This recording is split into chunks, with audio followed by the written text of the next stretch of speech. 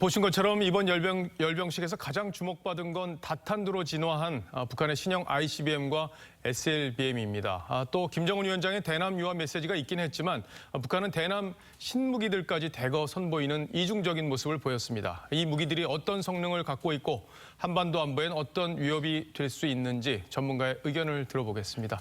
조선일보 유용원 군사 전문 기자와 함께합니다. 자, 어서 오십시오. 안녕하세요. 예.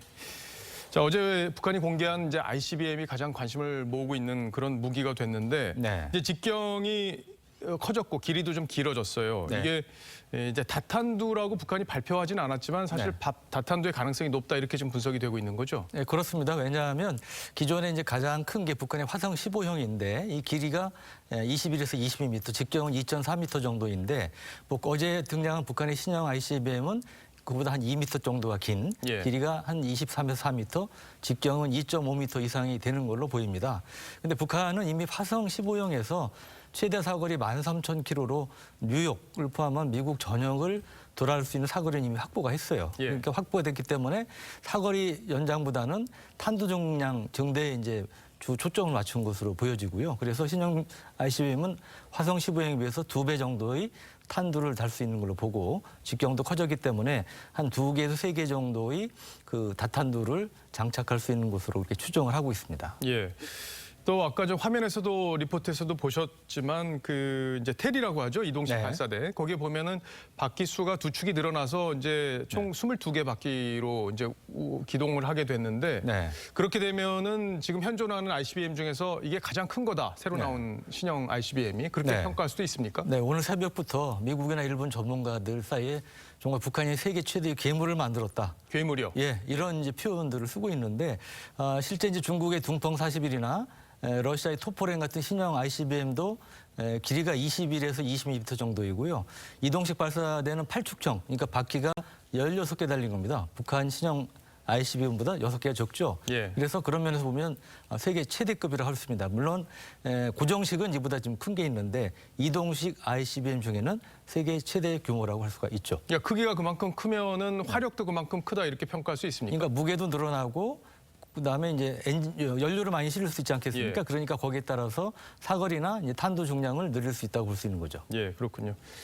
자, 근데 이제 관심이 ICBM 북한의 ICBM이 이제 세계에서 한 5나라 북한을 빼고 한 5나라 정도 갖고 있는 그런 상황인데 네. 이 재진입 기술, 그러니까 네. 대기권에 우주로 올라갔다 다시 이제 우주에서 이동한 다음에 대기권으로 재진입하지 않습니까? 네. 그때 이제 재진입 기술이 완성이 됐느냐를 놓고 미국과 북한의 평가가 좀 다르게 나왔었어요. 네. 그게 이번에는 이제 2017년에 이제 화성 14형이 15형이 발사가 됐었고 그 이후에는 이제 3년 가까이 미사일 발사 실험이 없었기 때문에 네. 그 기술을 보완했는지 여부가 이제 관심이 많은 부분인데 여기에 대해서는 어떻게 평가하고 계십니까? 그러니까 2017년에 북한이 화성 14, 15형을 쏠 때 2,000에서 4,000km 이상, 5,000km 가까이 올라갔다가 다시 재짐을 했지만 이것은 정상적인 비행 궤도가 아닌 고각 발사였습니다. 예. 그래서 정상적인 비행 궤적에 비해서 이 마찰열이나 이런 게 적을 수밖에 없는 상황이었어요. 그렇기 때문에 재진입 기술이 아직 확보가 안 됐다고 보는 것인데 그에 앞서서 북한은 이제 중거리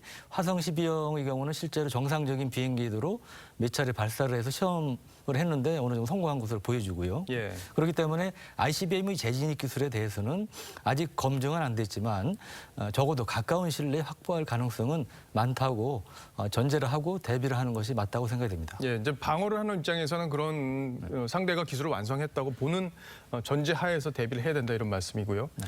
자, 조금 전에 이제 SLBM 그러니까 잠수함에서 발사되는 미사일도 이제 신형이 선보였잖아요. 네. 이게 이제 좀 길이가 좀 짧아졌다 이런 평가가 나오던데 네. 이건 기술적으로 어떤 진보가 있었다고 평가하십니까? 그러니까 길이가 짧아진 게 좀 이상하게 생각하시는 분들이 있는데 북한의 기존 SLBM은 신포급이나 이제 로미오 3급은 로미오 개량형은 이제 함교라고 그래서 잠수함이 튀어나온 부분에 구멍을 내서 실습니다. 예. 그러다 보면 여러 발을 싣기가 힘들어요. 서너 발 이상 힘든데 그래서 선진국의 경우는 이 선체에 뒷부분 쪽에 이제 뒷부분에 여러 개의 수직 발사기를 실어서 SLBM 탑재하는 형태인데 그러다 보니까 북한이 지금 4,000에서 5,000톤급 신형 잠수함을 건조하는 것으로 알려져 있는데 예. 여기는 한 6발 정도를 탑재하는 걸로 알려져 있습니다. 근데 이 선체에 실으니까 선체 직경보다 그 SLBM이 크면 안 되지 않겠습니까? 예, 예. 근데 직경이 10m이기 때문에 이 북극성 사명의 길이가 10m입니다. 그래서 이보다는 작아야 신형 4, 5천 톤급 잠수함에 실을 수 있을 걸로 이제 판단이 되고요. 그런 면에서 이번에 이제 직경은 커졌지만 길이는 짧아진 예. 북극성 4A형이 이제 등장한 것으로 보여집니다. 그러니까 지난번에 이제 국회에서 서욱 국방장관이 그 4,000톤급 이상의 잠수함 북한의 개발 이거에 대해서 처음에는 이제 내라고 답변을 했다가 인정하는 답변을 했다가 나중에 이제 발언록에서 삭제해달라는 요청을 했었는데 네. 그 기사를 이제 가장 먼저 쓰셨잖아요. 네.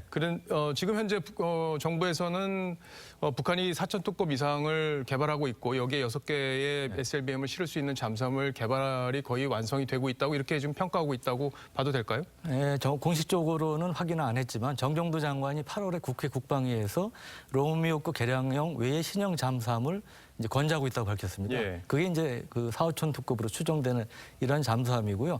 서욱 장관이 이제 그 답변한 내용을 보면 완전히 부인한 게 아니고 잘못 실수로 말한 것을 거둬들인 형태의 답변이었어요. 그렇기 때문에 건조가 어느 정도 진전됐다고 보는 게 맞을 것 같습니다. 예.